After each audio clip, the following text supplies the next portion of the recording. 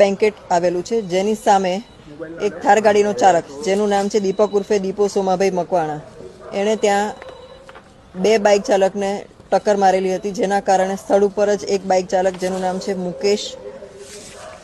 મુકેશ પાસિંગભાઈ પરમાર, એને માથામાં ઈજા થઈ છે અને બીજા એક વ્યક્તિ છે જે મુકેશ કાલાભાઈ ડામોર, એમનું મૃત્યુ થયેલું છે. આ જે આરોપી છે એ 34 વર્ષની ઉંમર છે અને સમામાં જ રહે છે અને મૂળ આણંદના વતની છે, ધર્મજ ગામના વતની છે.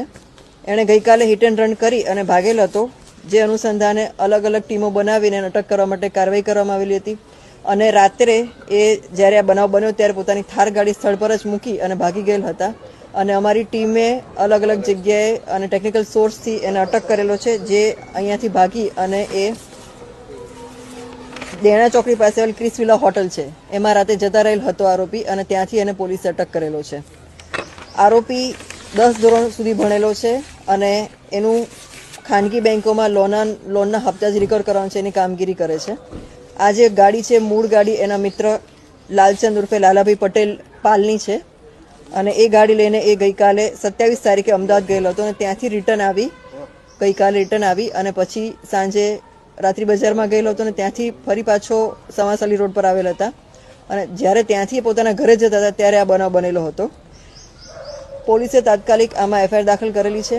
આરોપીને અટક કરી લીધેલો છે. એને મેડિકલ હાલમાં કરવા જઈ રહ્યા છીએ અમે લોકો, અને એની વિરુદ્ધમાં બીએનએસ કલમ 281, 125A, 125B, 105, 106 તથા એમબી એક્ટની કલમો મુજબ ગુનો દાખલ કરવામાં આવેલો છે. આરોપી અગાઉ પણ ગુનાહિત ઇતિહાસ ધરાવે છે. સિટી પોલીસ સ્ટેશનમાં ખૂનનો ગુનો એટલે 302 મુજબ પણ એને અટક કરવામાં આવેલો છે. તેમજ ફતેગંજ પોલીસ સ્ટેશનમાં મારામારીના કેસમાં એને અટક કરવામાં આવેલો છે. પ્રોહિબિશનના કેસમાં અટક કરવામાં આવેલો છે. હમણાં જ રિસન્ટલી 4-6 મહિના પહેલા સમા પોલીસ સ્ટેશનમાં પણ મારામારીનો ગુનો મને અટક કરવામાં આવેલો છે.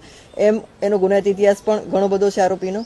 અને અમે લોકો હાલમાં એનું આ અટક કરી અને ત્યારબાદ એનું લાયસન્સ કેન્સલ કરવા માટે પણ કાર્યવાહી કરવાના છીએ. નશાની હાલતમાં તો એ શું હતું રાત્રે? એ અત્યારે મેડિકલમાં અમે લઈ જઈ રહ્યા છીએ અને મેડિકલમાં અમને ખબર પડશે. જો એ નીકળશે તો એને પણ કલમનો ઉમેરો કરવામાં આવશે. આ પ્રકારની મારામારીની વારંવાર ઘટનાઓ આ ગુનેગાર કરતો હોય છે. સંપૂર્ણપણે આવા ગુનેગારોને ડામી દેવા માટે હવે કયા પ્રકારની કાર્યવાહી કરવામાં આવશે? હવે સખત કાર્યવાહી કરવામાં આવશે અને અટકાયતી પગલાં એની વિરુદ્ધમાં જે સખતમાં સખત પગલાં લઈ શકાય એ પગલાં લેવામાં આવશે. કોઈ મિત્રો સાથે હતા એમની?